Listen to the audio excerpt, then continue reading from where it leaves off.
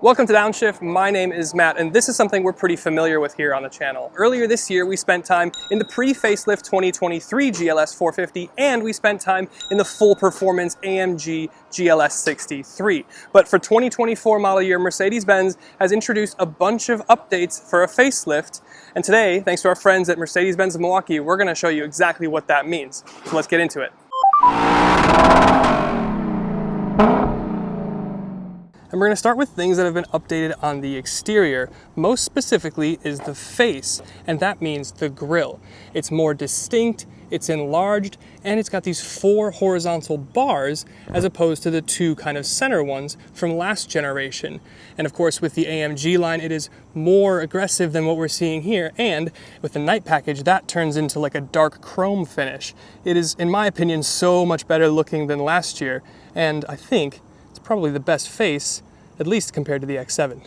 And your lower fascia gets some updates as well. You've got more rectangular elements, and with the AMG package, this would be a little bit more aggressive and embellished to mimic something like we've seen in the new C63 AMG. And then there's the headlights, which look largely similar from last generation or the pre-facelift, but this is a little bit more rounded off and elegant. You still have your triple designation to signify this is the S-Class version or the top halo version, but this has also been mildly updated.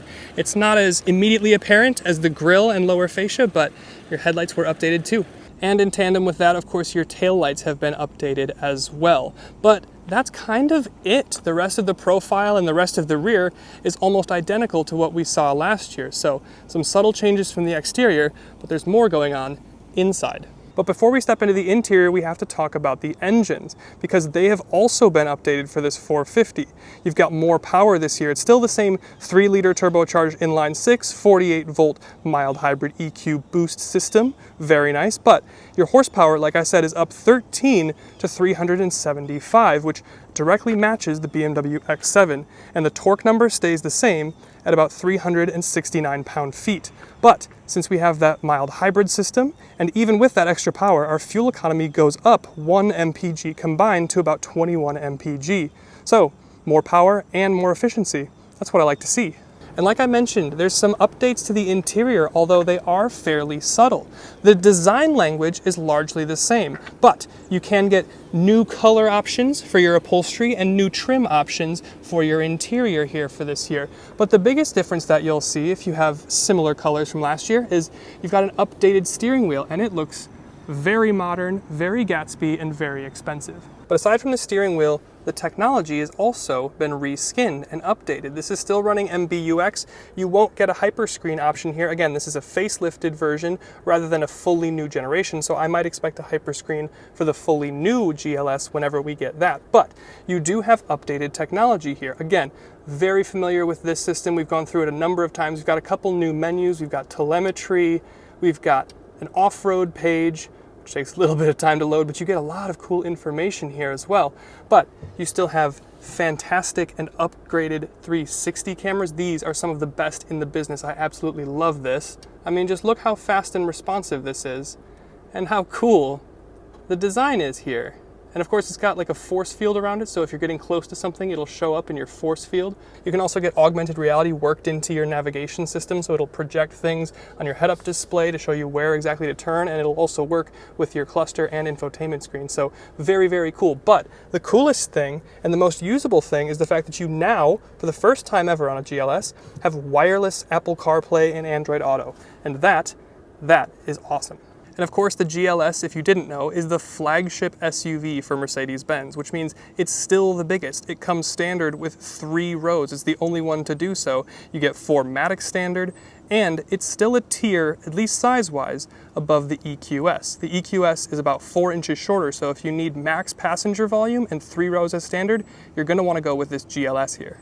And then in terms of wheel design, your wheel designs have been updated for 2024 for the facelift. They range from about 21 inches is what we have here, all the way up to 23 inches, and those look pretty cool.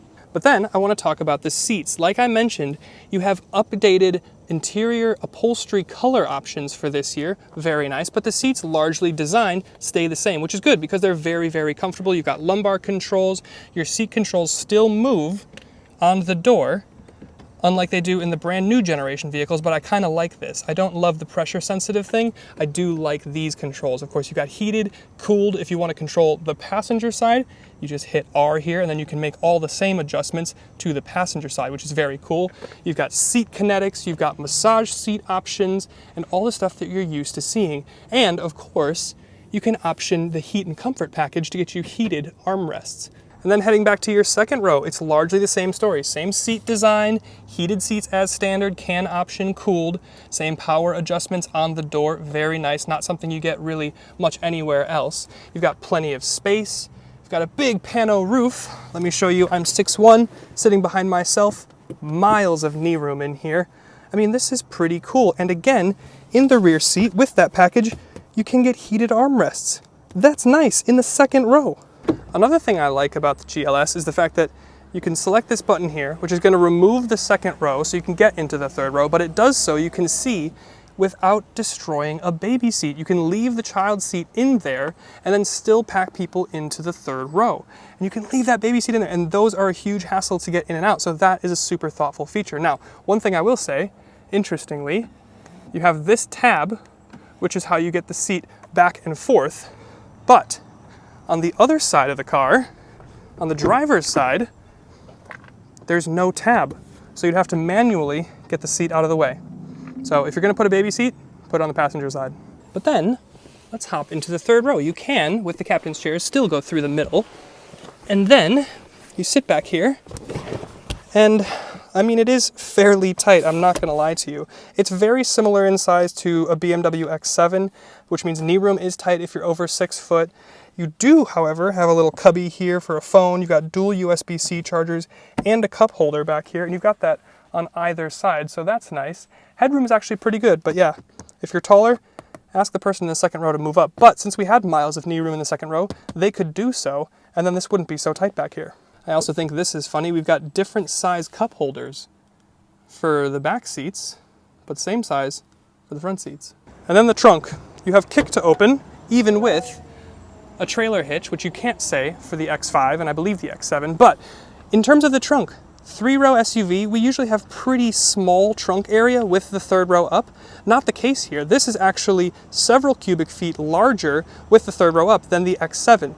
In order for the X7 to compete with the GLS, you'd have to put down the second and third row seats for it to compete on cargo volume. But it's nice here, you can electronically lower and raise the third row, left and right, and the second row, left and right. And not only that, you've got air suspension, so you can use this to raise and lower the trunk floor to make it easier to get things in and out. Really nice feature. And it's not even done. You lift this up, you've got a big cubby under here with a spare tire. And then one of my favorite features for the GLS isn't optioned here, but you can get heated and cooled cup holders on your front seats. Now this is something we saw in the GLS 63, and it's not something I think I've ever seen in a BMW X7, so that is true luxury. And then look at this, we have a tow hitch here, which may seem a little strange to think about towing in your big 3-row family luxury SUV, but you actually have a surprising amount of towing capacity. Your towing capacity is 7,716 pounds, which is very Germanly specific, as we've come to expect.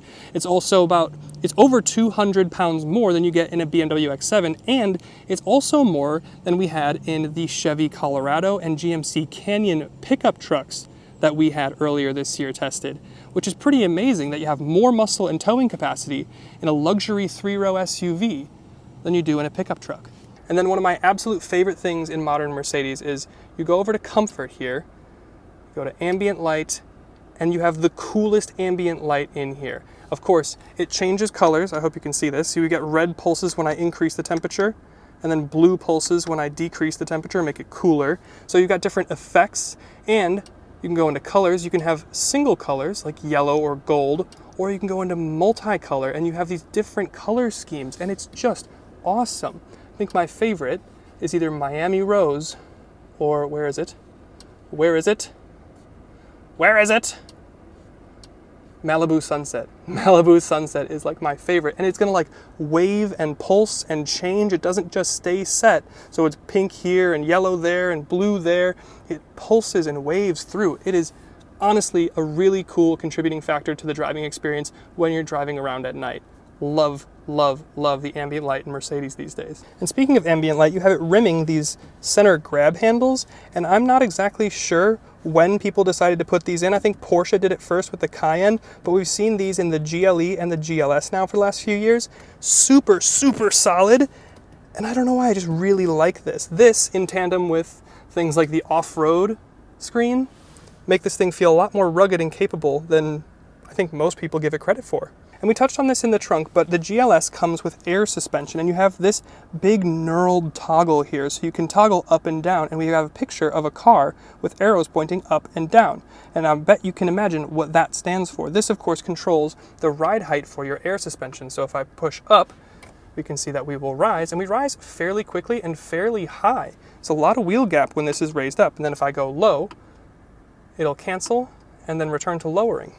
And then finally, as we usually cover, and that's price. Now the new GLS in 450 form starts at $87,000, which is actually a $6,000 increase from last year, which is a big difference, but you got new technology, you've got a totally new face, and if you do need more power, you can option up to the V8 580 GLS or the full performance GLS 63. But as it sits here, this is a very smooth, very comfortable, and very luxurious SUV. So those are the 22 most interesting things about the newly refreshed Mercedes-Benz GLS 450. If you want to know our full and overarching thoughts on the vehicle and how it pertains to its main rival, the BMW X7, make sure you check out our pro and con video on the channel now. We'll see you then.